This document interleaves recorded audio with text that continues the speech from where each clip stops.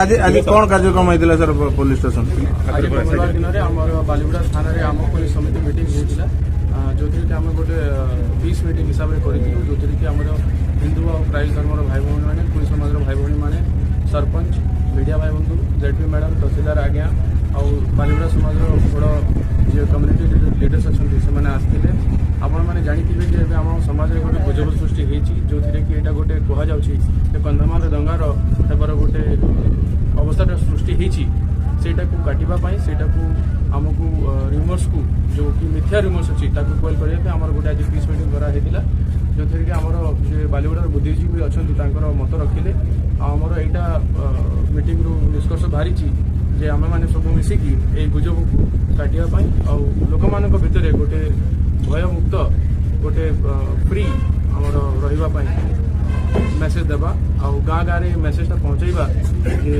एमती किसी भी दंगा हबार चांस ना मीन्स कौन भी अवस्था ना आ लोक मैंने शांति रुहतु घर रुहतु आ जेकोसी जदि भी कौटी लगुच जे गोटे लोक ना किए भी एमती गुजब सृष्टि करने को चेष्टा कर आईन को निज हाथ में नेवाक चेष्टा कर थाना और प्रशासन को जनइबे जहाँ अगेंस्ट आईन हिसाब से कार्य प्रभु को मान धन्यवाद हो प्रभु केत अनुग्रह कले आज आपण सम्मुखें पुनरार आ गोटे भिडियो नहीं आसवा सुजोग देले से परमेश्वर को धन्यवाद देवा सहित मुझ समस्त को मोर प्रेज लॉर्ड जन प्रेज लॉर्ड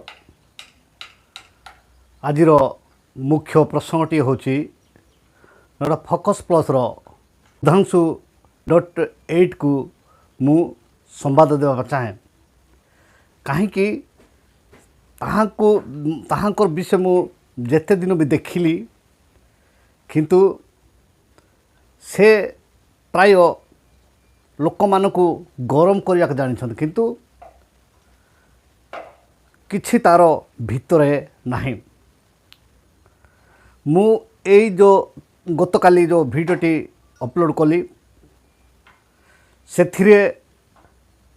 सुधांशु टार्गेट कर संदीप पात्र को किंतु से भावतु ना जे कंधमाल जिले में समस्ते जेते अच्छी से माने एजुकेटेड नुहंती कंधमाल रे मूर्ख अच्छा कंधमाल जिले में जनसाधारण अज्ञानी अच्छा से केबे न भावतु मु आज जो भाईंकर गोटे फोटो आपण को देखौची से होचत आम कंधमाल जिलार कोटगड़ ब्लॉक बणिक संघर प्रेसिडेंट दिने हठात जितेबले से माने तांकर ना को देइछंती जो माने नक्सल मान ना दिया साथी भाई से माने जितेबले चिठी देइछंती दुकान जाक सब बंद हो जितेबले दुकान बजार जितेबले बंद है पर ताहांको आई से कोटगड़ डाकिले पचारे होए तुम नक्सल ना शुणिले कौन दुकान बजार सब बंद कर देउछ बोल कहले सेतेबेल को से भाई ना कहले जे सर आपण तो जेल नेले भलो खाइबा को देबे किंतु से मान को जदि आम कथा शुणु ना ताहले सबुदिन ऊपर को पठे देबे हेले आम कार कथा को आम पालन करिवो आपण जदि जेल को धरिकी जीवे ताहले भलो खाइबा को देबे किंतु से माने जदि से मान कथा जदि शुणा जाए नहीं ताहले से ऊपर को पठे देबे आम कार कथा शुणिबो आपण माने जोटी जो अच्छी जेतकी भी अच्छी कंधमाल जिले में पुलिस स्टेशन पाखे जो सीआरपीएफ कैंप करके से माने केवल पुलिस थाना वाला को सुरक्षा करने बाहर आउटसाइड लोक मान सुरक्षा करने नहीं बाहर आउटसाइड लोक मान थाना वाला शोषण करुँच एवं सीआरपीएफ माने थाना वाला मान जगुंट सीआरपीएफ माने थाना वाला को जगुंट केमती आउ किपरि मु ता कहूची जेतेबेले सुवर्णगिरी आमर जो सीआरपीएफ कैंप अच्छी सेठी जे जे एसआई थिले जेतेबेले नुआरे आसिले महाजन प्रधान से जेतेबेले आदिवासी लोक बोलिकी जेतेबेले आसिले माने नुआ सार जड़े आसिले बड़ बाबू बोलिकी ताहाको साक्षात करने आसिले ଏବଂ ସେମାନେ ତାଙ୍କର 35 ପରିବାରର ଲିଷ୍ଟ ଧରିକି ଆସିଲା ପରେ ତାହାଙ୍କୁ ଦେଲା ପରେ ତାଙ୍କର ପରମ୍ପରା ରୀତିନୀତି ଅନୁସାରେ ସେମାନେ 200 ଯାହା ଯେତିକି ଲୋକ ରାନ୍ଧୁଛନ୍ତି ଲିଷ୍ଟ ସହିତ ତା ପଇସା ଦେଲେ। କିନ୍ତୁ ସେ କହିଲେ ଯେ କ'ଣ 200 ନାହିଁ, ଜଣ ପ୍ରତି 500 ଲାଖ ଦେବାକୁ ପଡ଼ିବ, 500 ଲାଖ ଦେବାକୁ ପଡ଼ିବ ବୋଲି କହିଲେ। ତାପରେ ଯେଉଁ ମାସରେ ଯଦି ଦେବା ପାଇଁ ଲେଟ୍ ହୁଏ ତାହେଲେ ଏ CRP ମାନଙ୍କୁ ନେଇକି ସେମାନେ କ'ଣ କରିବେ, ମାରିଦେବେ। ଯେତେବେଳେ ମାରିଦେଲା ପରେ ସେମାନେ କ'ଣ କଲେ, ଆକୁ 500 ଲାଖ ଦେଲେ। କିନ୍ତୁ ଆମର ଲୋକମାନଙ୍କୁ, ଲୋକାଲ୍ ଲୋକମାନେ ଯେଉଁମାନେ ପିଉଛନ୍ତି ସେମାନଙ୍କ ପାଇଁ ଯେଉଁଟାକି ଗ୍ଲାସ୍ 20 ଟଙ୍କା ଥିଲା ତାକୁ 50 ଟଙ୍କା କଲେ, 50 ଟଙ୍କା କଲେ। ତାପରେ ସେ ପ୍ରକାର ଭାବରେ ଚାଲିଲା। ଏଇଟା ରିଏଲି ସତ୍ୟ। ମୁଁ ଆଜି ଆପଣମାନଙ୍କୁ କ'ଣ କହିବାକୁ ଯାଉଅଛି ଆପଣମାନେ ଜାଣିପାରୁଥିବେ ବା ଜାଣିନାହାନ୍ତି ତାହା ମୁଁ କହୁଛି। ଏହି ପ୍ରକାର ଭାବରେ ଥାନାରେ ଆପଣ କେବେ ବି ସୁରକ୍ଷା ଦିଆଯାଉ ବୋଲି ଆପଣ ସେଠି ଯାଆନ୍ତୁ ନାହିଁ। ଥାନାରେ ମୁଁ ଯାଇକି ମୁଁ ପସ୍ତଉଛି। ଆଉ ଥାନାବାଲାଙ୍କୁ ଆପଣ ଛାଡ଼ି ଦିଅନ୍ତୁ, ଭାଇ ହେଇକି ରହିବା ପାଇଁ ଚେଷ୍ଟା କରନ୍ତୁ। ବିଶେଷ କରି ଫୋକସ୍ ପ୍ଲସ୍ର ଯିଏକି ନ୍ୟୁଜ୍ ରିପୋର୍ଟର ବା ନ୍ୟୁଜ୍ ରିପୋର୍ଟ ଦେଉଛନ୍ତି ତାହାଙ୍କୁ ମୁଁ ଗୋଟେ କଥା କହିବା, ଫୋକସ୍ ପ୍ଲସ୍ର ଯିଏକି ନ୍ୟୁଜ୍ ରିପୋର୍ଟର ବା ନ୍ୟୁଜ୍ ରିପୋର୍ଟ ଦେଉଛନ୍ତି ତାହାଙ୍କୁ ମୁଁ ଗୋଟେ କଥା କହିବାକୁ ଚାହେଁ, ସେ ଯେଉଁ ଲାପଟପ୍ ଧରିକି ଯେଉଁ ଦାନ୍ତ ଦେଖେଇକି ଯେଉଁ ଶିକ୍ଷା ଦେଉଛନ୍ତି ଆପଣ ସେ ତାକୁ ଭାବନ୍ତୁ ନାହିଁ ସତ୍ୟ କହୁଛନ୍ତି ବୋଲିକି। ଯଦି ଗୋଟେ ଥର ଯଦି ଆସନ୍ତେ କନ୍ଧମାଳ ଜିଲ୍ଲାରେ ତାହେଲେ ତାକୁ ଜଣା ପଡ଼ିଥାନ୍ତା ଯେ କନ୍ଧମାଳରେ କ'ଣ ଚାଲିଛି। ଓଡ଼ିଶାର ମ୍ୟାପ୍ ବା ମାନଚିତ୍ରରେ ଆପଣ ଦେଖନ୍ତୁ କନ୍ଧମାଳ ଜିଲ୍ଲା ମଝିରେ ଅଛି, କିନ୍ତୁ କନ୍ଧମାଳ ଜିଲ୍ଲା କନ୍ଧମୂଳ ମାନେ ମୂଳଟା ମଝିରେ ହିଁ ରୁହେ, ଡାଳ ଯାକ ଚାରିକାଣି ରୁହନ୍ତି। କନ୍ଧମାଳ ମଝିରେ ଅଛି କିନ୍ତୁ ସେଇଠି ରେଲ୍ ଆସିନାହିଁ। ଯେ ମୁନିଗୁଡ଼ା ପହଞ୍ଚିଛି, ମୁନିଗୁଡ଼ାରୁ କୋଟଗଡ଼ ଆମର 43 କିଲୋମିଟର, ସେ 43 କିଲୋମିଟର ଆସିନାହିଁ। এই চারিকানি ঘুরেইকি যাইছে কিন্তু মঝিরে সিধা আসি না। কন্ধমাଳରେ মানে অপর্যাপ্ত ভাল জিনিস অছি, জ্ঞান অছি, বুদ্ধি অছি। মু এবে কହୁଥିଲି আমার তারিণীপতি ভাইনাଙ୍କ বিষয়ে। তারিণীপতি ভাইনা আম কন্ধমাଳର যেতবে দঙ্গা হেলা সেতবেଳକୁ কিংবা প্রতিটি ক্ষেত্রে সে সমস্ত সহিত ভাল সম্পর্ক রক্ষি চালती বা চালিছন্তি। এই প্রকার ভাবে যেতবে দঙ্গা হেলা সেতবেଳକୁ আম কন্ধমাଳର কোটগড়ে যে জনে অছন্তি ধনী তাহাঙ্কর ছাত তলে 20 পাখাপাখি 16 ରୁ 20 জন মানে লেবর কাম করতে।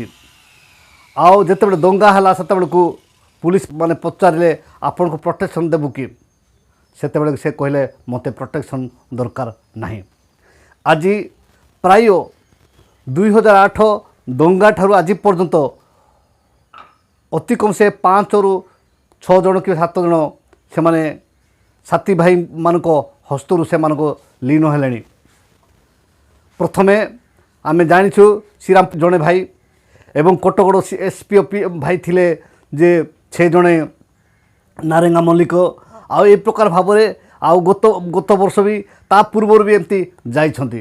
পরমেশ্বর মহান আমি ধন্যবাদ দিয়ে যে মতে মধ্য যেতবে লোক আদালত করা হলা তা পূর্বর মতে আসিকি আউ 2 জন ভাই মতে কহিলে যে আজ্ঞা আপন তো জবাব দেবা লোক আপন জবাব দিয়ন্তু ନାହିଁ। ଆପଣ ସେମାନେ ଯାହା ବି ଆପଣଙ୍କୁ ବିଚାର କରିବେ ଆପଣ ମୌନ ହୋଇକି ରୁହନ୍ତୁ।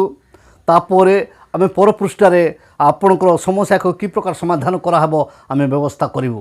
ଆଉ ଏଇ କଥା କହିବା ଭିତରେ ମୁଁ ଅଛି ସେତେବେଳେ 2 জন ଆସିଲେ ଡାକିବା ପାଇଁ। ଆଉ ଯେଉଁ 2 জন ଆସିଥିଲେ ସେମାନଙ୍କୁ କହିଲି ତୁମେ ସେମାନଙ୍କୁ ଘର ଭିତରେ ରଖିଲି ଏବଂ ଆଉ 2 ଜଣଙ୍କୁ ଯେଉଁମାନେ ଆସିଲେ ସେମାନଙ୍କୁ ୱେଲକମ୍ କଲି ଆଉ ପଚାରିଲି। ତାପରେ ସେମାନେ କହିଲେ ଭାଇ ଆପଣଙ୍କୁ ସାଥୀ ଭାଇମାନେ ଡାକୁଛନ୍ତି ଆସନ୍ତୁ ଆଉ ଯିବା। ତାପରେ ଆମର କଥୋପକଥନ ହଉ ହଉ ଆମର ମିଟିଂଟା ରାତି 2ଟା ଅଧେ ପର୍ଯ୍ୟନ୍ତ ଚାଲିଲା।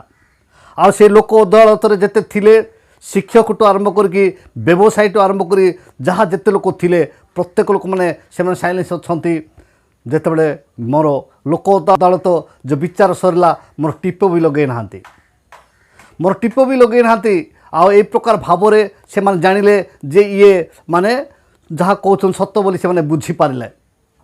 মো বিষয় এবং মো ভাইঙ্ক বিষয় যেতবে সেমানো পাখকু গলা সেমানে ভাইঙ্কু তো লোক আদালত বি কলে নাই, কিন্তু যেতবে ଭାଇଙ୍କ ପ୍ରତି ସେମାନେ କୌଣସି ଆକ୍ସନ୍ ନେଲେ ନାହିଁ। ତାପରେ ଏଇ ଯେଉଁମାନେ ଥାନାବାଲା ଏବଂ ଯେଉଁମାନେ ମେଡ଼ିକାଲ ସୁଶାନ୍ତ ମୁଖୀ ଏମାନେ କ'ଣ କଲେ ଷଡ଼ଯନ୍ତ୍ର କରିକି ମୋର ଭାଇକୁ ମାରିବା ପାଇଁ ଆମ ଗାଁ ଲୋକକୁ ହିଁ ସେମାନେ ପ୍ଲାନ୍ ବତେଇଲେ ଯେ ଶ୍ୟାମ ଏବଂ ସୁଶାନ୍ତ ସେମାନେ ଯାହା କରୁଛନ୍ତି ମାନେ ଲୋକମାନେ ସେମାନଙ୍କୁ ସମର୍ଥନ କରୁଛନ୍ତି। ସେଥିପାଇଁ ଏବେ ତୁମ ପଞ୍ଚାୟତରେ ଯେଉଁ ଜେମ୍ସ ହେଇଛି ସରପଞ୍ଚ ସେଥିପାଇଁ ତାକୁ ଅନକଣ୍ଟେଷ୍ଟରେ ଶ୍ୟାମ ସୁନ୍ଦର ପାଟମାଝୀକୁ ସେମାନେ ପଞ୍ଚ କରିବାକୁ ଯାଉଛନ୍ତି। ସେଥିପାଇଁ ତା ପୂର୍ବରୁ ତୁମେ ହଟେଇ ଦିଅ ତାକୁ ବୋଲିକି ଯେତେବେଳେ ମାନେ କର୍ଣ୍ଣମନ୍ତ୍ର ସୁଶାନ୍ତ ମୁଖୀ ଡକ୍ଟର ସୁଶାନ୍ତ ମୁଖୀ ଯେତେବେଳେ କର୍ଣ୍ଣମନ୍ତ୍ର ଦେଲେ ତାପରେ ପାନୁଆଲ ନାୟକ ଏସ୍ଆଇ ପାନୁଆଲ ନାୟକ ଏବଂ ଯିଏକି ଗାଁର ଲୋକମାନେ ହିଁ ମାନେ ଭାଇକୁ ମାରିଲେ। କିନ୍ତୁ ଏ ନ୍ୟୁଜ୍ ରିପୋର୍ଟର ମାନେ ଯେତେବେଳେ ଭାଇନା ବଞ୍ଚିଥିଲେ ସେତେବେଳେ 50-60 ଜଣ ତା ପାଖକୁ ଆସନ୍ତି। ଯେତେବେଳେ ଚେୟାରମ୍ୟାନ୍ ଥିଲେ ସେତେବେଳେ 50-60 ଜଣ ତା ପାଖକୁ ଆସିକି ସେମାନେ ଖାଆନ୍ତି ରୁହନ୍ତି, କିନ୍ତୁ କୌଣସି ପ୍ରକାର ହାଇଲାଇଟ୍ କରିକି ଆଜି ପର୍ଯ୍ୟନ୍ତ ରିପୋର୍ଟ ଦେଲେ ନାହିଁ। ସେଥିରେ ଆମେ ଦୁଃଖିତ ନହୁଁ, କିନ୍ତୁ ଅନେକ କାମ ଥିବାରୁ ମୁଁ ଆଜି ପର୍ଯ୍ୟନ୍ତ ବଞ୍ଚିଛି ମୋ ପାଇଁ ବୋଲିକି। ଆଉ ମାନେ ଅନେକ ଲୋକ ସାକ୍ରିଫାଇସ୍ ହେଲେଣି, କିନ୍ତୁ ମୁଁ ବଞ୍ଚିଛି କେବଳ ସତ୍ୟତା ପ୍ରକାଶ କରିବା ପାଇଁ। ଯଦି ଆପଣମାନେ କନ୍ଧମାଳ ଜିଲ୍ଲା ପାଇଁ ଚିନ୍ତା କରୁଛନ୍ତି ତାହେଲେ ଆପଣ କନ୍ଧମାଳ ତ ମଝିରେ ଅଛି, ଆପଣ ଟ୍ରେନ୍ ନିଅନ୍ତୁ, ଲୋକମାନଙ୍କୁ ଉପକାର କରନ୍ତୁ କିମ୍ବା ବୃତ୍ତିମୂଳକ କାର୍ଯ୍ୟ କରନ୍ତୁ। ବିଶେଷ କରି Sudhanshu.8କୁ ମୁଁ କହୁଛି 16 ବର୍ଷ ପୂର୍ବେ ଛୋଟ ଥିଲେ ବୋଧେ ମାଆଙ୍କ କୋଳରେ ଥିଲେ, ଆପଣ ସେ ଦଙ୍ଗା ବିଷୟ କିଛି ଜାଣିନାହାନ୍ତି। କିନ୍ତୁ ଦଙ୍ଗା ହେବା ଦେଇ ଏବଂ ଏବେ ବର୍ତ୍ତମାନ ପର୍ଯ୍ୟନ୍ତ କନ୍ଧମାଳ ଜିଲ୍ଲାରେ କି ପ୍ରକାର ଜୀବନଯାପନ କରୁଛନ୍ତି କନ୍ଧମାଳ ଜିଲ୍ଲାବାସୀ ହିଁ ଜାଣିଛନ୍ତି। କଥାର ଅଛି ବନ୍ଧ୍ୟା କି ଜାଣିବ ସନ୍ତାନ ପ୍ରସବର ବେଦନା। ଆଉ ଯେଉଁ ମହାଶୟ ଜଣେ ଲେଖିଛନ୍ତି ଯେ ଖ୍ରୀଷ୍ଟିଆନ ଲୋକମାନେ ମାନେ ବିଦେଶରୁ, କିନ୍ତୁ ଇତିହାସକୁ ପ୍ରଥମେ ଦେଖନ୍ତୁ ଯେ ଓଡ଼ିଶାରେ ଖ୍ରୀଷ୍ଟିଆନ ହେଉଛନ୍ତି ବ୍ରାହ୍ମଣମାନେ। ଭଲ ଜିନିଷକୁ ଏବଂ ଖରାପ ଜିନିଷକୁ ସବୁ ନେଇକି ଆସିଥାନ୍ତି ବ୍ରାହ୍ମଣମାନେ ହିଁ। ଆଉ ଯେତେବେଳେ ଆମର ଓଡ଼ିଶାରେ ଯେଉଁ ଖ୍ରୀଷ୍ଟିଆନ ହେଲେ ସେତେବେଳେ ପ୍ରଥମେ ହେଉଛନ୍ତି ଇତିହାସକୁ ଦେଖିଲେ ସେମାନେ ବ୍ରାହ୍ମଣମାନେ ହିଁ ହେଇଛନ୍ତି। ଦ୍ୱିତୀୟ କଥା ମୁଁ ଆପଣଙ୍କୁ କହିବାକୁ ଚାହେଁ, ଯିଏ ସୁଶାନ୍ତ କୁମାର କହଁର ଯିଏ ଲେଖିଛନ୍ତି ତାଙ୍କ ବୋପା ଅଜା କାଳେ ସେ ପଇତା ପିନ୍ଧି ନଥିବେ, ତାଙ୍କର ବୋପାର ବୋପା କିନ୍ତୁ ଆଜି ପଇତା ପିନ୍ଧୁଛନ୍ତି। ଏଇ ପଇତା ପିନ୍ଧା ସେମାନେ ଡୁପ୍ଲିକେଟ୍ ଆଦିବାସୀ ଯାକ ବା ଡୁପ୍ଲିକେଟ୍ ଲୋକ। ମୁଁ କିଏ ଆପଣ ଭଲରେ ଜାଣିବାର ଅଛି। ମୁଁ ହେଉଛି ସଂଖ୍ୟାଲଘୁ ଗରିଷ୍ଠର ଯେଉଁ ବିଜେପିର ପ୍ରେସିଡେଣ୍ଟ। ଆପଣମାନେ ବିଜେପିର ଗଭର୍ଣ୍ଣମେଣ୍ଟକୁ ଦୁର୍ନାମ ବା ବଦନାମ କରିବା ପାଇଁ ଆପଣ ବାହାରିଛନ୍ତି। 2015 ମସିହାରେ ବିଜେପିର ହେଉଛି ମୁଁ ସଂଖ୍ୟାଲଘୁର କୋଟଗଡ଼ ଆମର ପ୍ରେସିଡେଣ୍ଟ। ଆଉ ବର୍ତ୍ତମାନ ଆଦିବାସୀ ଯିଏ ଆମର ମୁଖ୍ୟମନ୍ତ୍ରୀ ଥିବାରୁ ଆପଣମାନେ ବଦନାମ କରିବା ପାଇଁ ଏ ଧନ୍ଦା ଯାକ ଚଲେଇଛନ୍ତି। ଆଉ ସେମାନଙ୍କୁ ମୁଁ ସଚେତନ କରିବା ଚାହେଁ ଯେ 3% ଯେଉଁମାନେ ଯେଉଁ ବ୍ରାହ୍ମଣ 3% ଅଛନ୍ତି ଭାରତରେ, ସେ 3% ଭିତରୁ ଜଣେ ଆମକୁ 24 ବର୍ଷ ଶାସନ କଲା, କିନ୍ତୁ ଶାସନ କଲା ଭିତରେ ବି ଆପଣ ମାନେ ତାହାକୁ ଭଲ ଶାସନ କରୁନାହିଁ ବୋଲିକି ତାକୁ ସାଇଟ୍ କଲେ। ବର୍ତ୍ତମାନ ଯିଏକି ଆଦିବାସୀ ଲୋକ ଆସିକି ଆପଣମାନଙ୍କୁ ଶାସନ କରିବା କେବଳ 2 ମାସ ଆକା ହେଇଛି, କିନ୍ତୁ ତାହାଙ୍କ ବିରୁଦ୍ଧରେ ଯାଇକି ଦଙ୍ଗା ଆରମ୍ଭ କରୁଛନ୍ତି। ଆପଣଙ୍କର କର୍ମ ହେଉଛି ଦଙ୍ଗା। ଆଦିବାସୀମାନଙ୍କର ପୂଜା ପାଠ ହେଉଛି ରକ୍ତ। ଯଦି ବା ହେବାର ଅଛି ତ ଖ୍ରୀଷ୍ଟିଆନ ହୁଅ, ନହେଲେ ତ ହିନ୍ଦୁରେ ରହିବାର ଅଛି ତାହେଲେ ବଳି ଦିଅ। ଆଉ ବଳି ଯଦି ଦେବ ନାହିଁ ତାହେଲେ ଆପଣମାନଙ୍କର ଦେବାଦେବୀ କେବେ ସନ୍ତୁଷ୍ଟ ହେବେ ନାହିଁ। ଯିଏ ଯଦି ଭାତ ଖାଉଥିବା ଲୋକକୁ ଯଦି ଆପଣମାନେ କ'ଣ ନଡ଼ିଆ ପାଣି ଦେବେ, ଯିଏ ଭଲ ଜିନିଷ ଖାଉଛି ତାକୁ ଯଦି ନଡ଼ିଆ ପାଣି ଦେବେ, ନଡ଼ିଆ ପାଣି ପିଇକି ସେ ବହୁତ ଦିନ ରହିପାରିବ ନାହିଁ। ଆମର ଆଦିବାସୀମାନଙ୍କ ଧର୍ମ ହେଉଛି ବଳି ଦେବା, ବଳି ପ୍ରଥା, ଆଉ ଏଇ ପଇତା ପିନ୍ଧା ନୁହେଁ। ଆଉ ଏ ପଇତା ପିନ୍ଧା, ଏ ରଙ୍ଗ ଗାମୁଛା ପିନ୍ଧିବା ଏଇଟା ନୁହେଁ ଜାତକରେ ଆଦିବାସୀମାନଙ୍କର। ଆଉ ଜାତକ ହେଉଛି ଆଦିବାସୀମାନେ ହେଉଛନ୍ତି ଆଦ୍ୟରୁ ବାସ କରୁଛନ୍ତି ସେମାନେ। ଆଉ ସେ ବଳି ପ୍ରଥା ଥିଲା ଯେଉଁଟାକି ଉତ୍ସର୍ଗୀକୃତ। ସେଥିପାଇଁ ଯୀଶୁ କହିଲେ ଆମେ ବଳିଦାନକୁ ଭଲ ନ ପାଇକି ଆମେ ଦୟାକୁ ଭଲ ପାଉ, ଦୟା କରିବାକୁ ଆମେ ଭଲ ପାଉ। ସେଥିପାଇଁ ଆପଣମାନେ ଦୟା କରିବାକୁ ଶିଖନ୍ତୁ। ଆଉ ଇଏ ବିଦେଶ ଏ ସ୍ୱଦେଶ ଯେ ଯଦି ଇତିହାସକୁ ବାହାର କରିବେ ତାହେଲେ ଯେତେ ବାହାରୁ ଆସୁଛନ୍ତି ସେମାନେ ବ୍ରାହ୍ମଣମାନେ ସେମାନେ ହେଉଛନ୍ତି ବିଦେଶୀ। ଆଉ ଯେଉଁ ଆମର ଅଜା ଆଈ ଯେଉଁମାନେ ଯେତେବେଳେ ପୂଜା କରୁଥିଲେ ସେତେବେଳେ ଗୁଣ୍ଡ ସହିତ ପୂଜା କରୁଥିଲେ ଏବଂ ସେ ଝୁଣା ନେଇକି ପୂଜା କରୁଥିଲେ। ଆଉ ଏ ଧୂପକାଠି ମହମବତୀ କିମ୍ବା ନହେଲେ ଏଇଟା ଯେଉଁ ଆପଣମାନେ ଯେଉଁ ସିନ୍ଦୁର ସିନ୍ଦୁର ଆମର ଆଦିବାସୀମାନେ ନିଜେ ପ୍ରସ୍ତୁତ କରିବାକୁ ଜାଣନ୍ତି ନାହିଁ। ଆଉ ଆଦିବାସୀମାନେ ଧୂଆଁ ଚାଷ କରୁଥିଲେ, ଧୂଆଁ ଖାଉଥିଲେ, କିନ୍ତୁ ଏ ଯେଉଁ କାଠ ଗୁଣ୍ଡକୁ ଯେ ଚୂନ ଲଗାଇକି କିମ୍ବା ନହେଲେ କେମିକାଲ ଲଗାଇକି ଏଇ ଜିନିଷ ଖାଇବା ଏଇଟା ହେଉଛି ଆଦିବାସୀଙ୍କର ଖାଦ୍ୟ ନୁହେଁ। ଆଦିବାସୀମାନଙ୍କର ପ୍ରକୃତ ନିଜେ ଚାଷ କରୁଥିଲେ, ଯେ ଧୂଆଁ ଚାଷ କରିକି ଧୂଆଁରୁ ସେ ଯାହା ବିଡ଼ି ବନେଇକି କିମ୍ବା ନହେଲେ ପିକା ବନେଇକି ସେ ପିଉଥିଲେ। ଏଇଟା ହେଉଛି ଆଦିବାସୀମାନଙ୍କ ପ୍ରକୃତି। ଆଉ ଆଦିବାସୀମାନେ ଆଦୌରୁ ବାସ କରୁଛନ୍ତି, ସେମାନେ କୌଣସି ଲୋକ ବିଦେଶୀ ନୁହନ୍ତି। ସେଥିପାଇଁ ଧର୍ମ ନିରପେକ୍ଷ ରାଷ୍ଟ୍ରରେ ଯିଏ ଯେଉଁ ଧର୍ମକୁ ଧରିକି ମାନିକି ଚାଲୁଛନ୍ତି ଆପଣ ଚାଲିବାକୁ ଦିଅନ୍ତୁ। ଆଦିବାସୀମାନଙ୍କୁ କୌଣସି ଧର୍ମ ନାହିଁ। ଆଉ ଆପଣ ଯେଉଁ ଏଇ ବିଜେପି ଗଭର୍ଣ୍ଣମେଣ୍ଟକୁ, ବିଜେପି ସରକାରକୁ ଯେଉଁ ମାନେ ସମସ୍ୟା ପ୍ରସ୍ତୁତ କରିକି ଯେଉଁ ବଦନାମ କରିବା ପାଇଁ ଆପଣ ଯୋଜନା ଯେଉଁଟା କରୁଛନ୍ତି, କହୁଛନ୍ତି ଇଏ ବିଦେଶୀ, ଇଏ ସ୍ୱଦେଶୀ। ଆଉ ତୁମେ ନିଜକୁ ପଚାର, ଯେଉଁ ପଇତା ତ ମାନେ ନିଜେ କେବେ ପିନ୍ଧିଥିଲ, ଜୀବନରେ କେବେ କିଏ ପିନ୍ଧିଥିଲେ ତୁମର ବଂଶ ଆୟୋଦତ ମାନେ ପଚାର, ସେମାନେ କହିବେ। ଫାଲତୁ ଯାକ କୁହ ନାହିଁ, ଠିକ୍ ଜିନିଷ କରିକି ଚାଲନ୍ତୁ।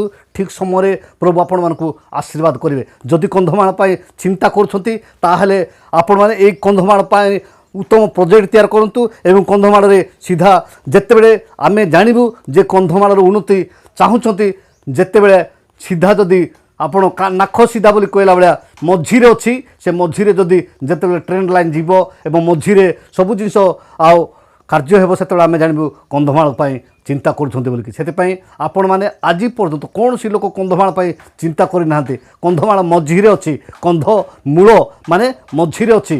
ଆଉ ଏଇ ଚାରିଖାନି ଡାଇ ଭଳିଆ ଅଛ, ସବୁ ଲୋକଙ୍କର ଦୃଷ୍ଟି ଅଛି କନ୍ଧମାଳ ଜିଲ୍ଲା ଉପରେ। ଏବଂ କନ୍ଧମାଳରେ ମୂର୍ଖମାନେ କିଏ ନାହାନ୍ତି।